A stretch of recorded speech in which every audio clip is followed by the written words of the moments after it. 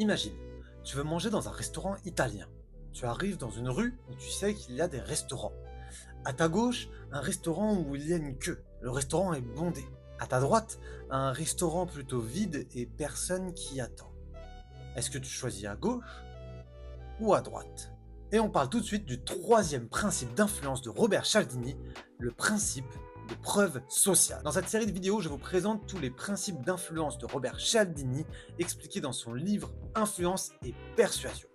Et là, c'est le principe numéro 3. Quand on ne sait pas quoi faire ou on n'est pas bien sûr de quoi penser, on se réfère souvent aux autres. C'est un raccourci mental très utile. Si tout le monde fuit le bâtiment, eh bien tu fuis le bâtiment. C'est un mécanisme de survie qui nous permet d'agir vite. Et donc, comme pour le choix du restaurant, c'est un biais qui est utilisé pour nous vendre plein de choses, pour nous faire croire plein de choses. Ce truc cotonneux est en train de remplacer le papier peint traditionnel. Ce que vous voyez, c'est ni du tissu, ni de l'enduit classique. C'est LE matériau qui cartonne en ce moment dans le monde de la rénovation.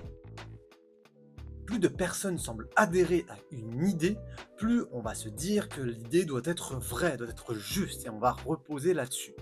Plus de personnes vont aimer un produit, plus on va penser que le produit est efficace, il est bon, plus de personnes vont aimer un restaurant, etc. Alors pour s'en prémunir, on peut se poser une question. Tout d'abord, est-ce qu'ils sont vraiment nombreux à croire cette chose ou est-ce que c'est une illusion au travers des réseaux sociaux, des faux commentaires, etc. Deuxièmement, est-ce qu'ils en savent vraiment plus que moi? Est-ce que cette source est fiable par rapport à la prise de décision que je dois prendre? Et enfin, si c'est une majorité, je peux me demander qui compose cette majorité. Et est-ce qu'elle représente des personnes que j'ai envie de suivre? On le sait peut-être déjà inconsciemment, la quantité n'est pas forcément synonyme de vérité. C'est un principe important à garder, surtout dans les moments de survie. Si on voit tout le monde courir, si on voit tout le monde regarder vers le ciel, c'est qu'il y a peut-être quelque chose qui se passe. On n'a pas le temps de se poser toutes les questions, il faut agir vite.